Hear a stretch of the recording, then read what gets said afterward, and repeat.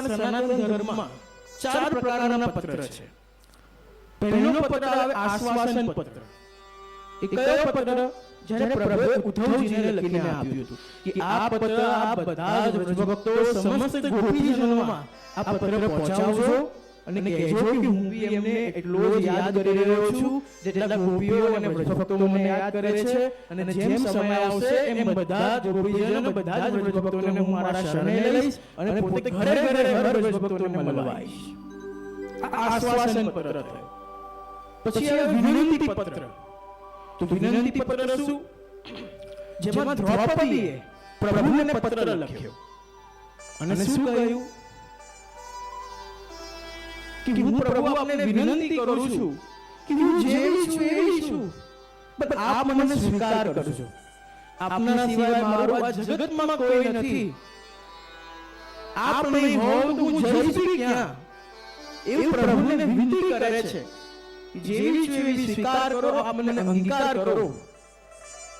અને આ તુચ્છ પ્રકારનું મારું જીવન એને સફળ બનાવી દો પ્રભુ, એને સફળ બનાવી દો. આ વિનંતી પત્ર થયો. પછી ત્રીજો વિજ્ઞપ્તિ પત્ર. એ કયો પત્ર? જેમાં કૃષ્ણદાસ અધિકારી એટલે વિશુદ્ધ પુષ્ટિમાર્ગી આ પત્ર છે. કૃષ્ણદાસ અધિકારીએ શ્રી ગુસાઈજીને 6 માસ માટે વિયોગ કરાવ્યો અને સેવામાં આવવા માટે બંધન કરાવ્યું. એ ચંદ્ર સરોવરમાં શ્રી ગુસાઈજી બિરાજતા અને ત્યાં રોજ એમના આંસુ પડતા, રોજ પ્રભુને એટલો યાદ કરતા, તાપ કરતા. અને એ જ તાપથી જે આંસુ નીકળતા, જે આંસુ વહેતા, એ આંસુ દ્વારા આપી પત્ર લખતા અને પત્ર લખીને શ્રી ઠાકોરજીને પહોંચાડતા.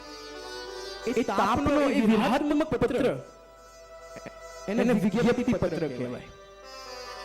શ્રી ગુસાઈજી અને ઠાકોરજીનો એવો સંબંધ, એવો અલૌકિક સંબંધ અને બંધન છે કે ઘણી એવી પુષ્ટિમાર્ગની રીત છે જે શ્રી ગુસાઈજી જ્યારે ભૂતલ પર પધાર્યા એના પછી એ રીતો ચાલુ થઈ છે. જેમ પહેલી રીત આપણે કહું કે જ્યારે પ્રભુ પાન ખાતા ને તો પાનની જે શીખ હોતી ને એ પાનના ઉપર શ્રી ગુસાઈજીને જવાબ આપવા માટે પાન ઉપર શ્લોક લખીને પાનની પીક લગાવીને શ્રી ગુસાઈજીને પધરાવતા. જેમ ગુસાઈજી એ પાનને ખોલે તો એના અંદર પ્રભુનો જવાબ હોય, પ્રભુએ એક શ્લોક લખ્યો હોય, જલમાં ડોળે અને પછી અડોગી જાય. એ દિવસથી હર વખતે રાજભોગમાં આરતી પછી પાન પધરાવવામાં આવે છે કે શાયદ પ્રભુએ આપણને એક જવાબ લખીને આપ્યો હોય. એવી રીતના આ સુંદર રીત શ્રી ગુસાઈજી અને ઠાકોરજીના અલૌકિક પ્રેમે આવી પુષ્ટિમાર્ગની વૈદિક રીતોની શરૂઆત કરી. હવે ચોથો જે અત્યારે જે આપણે જેનો વાંચન કરી રહ્યા છીએ એ એટલે શિક્ષાપત્ર. આ 4 પ્રકારના એવા પત્ર છે જે ખાલી પુષ્ટિ વિશુદ્ધ પુષ્ટિમાર્ગી જીવને નહીં, પણ અગર આ પત્રનો વાંચન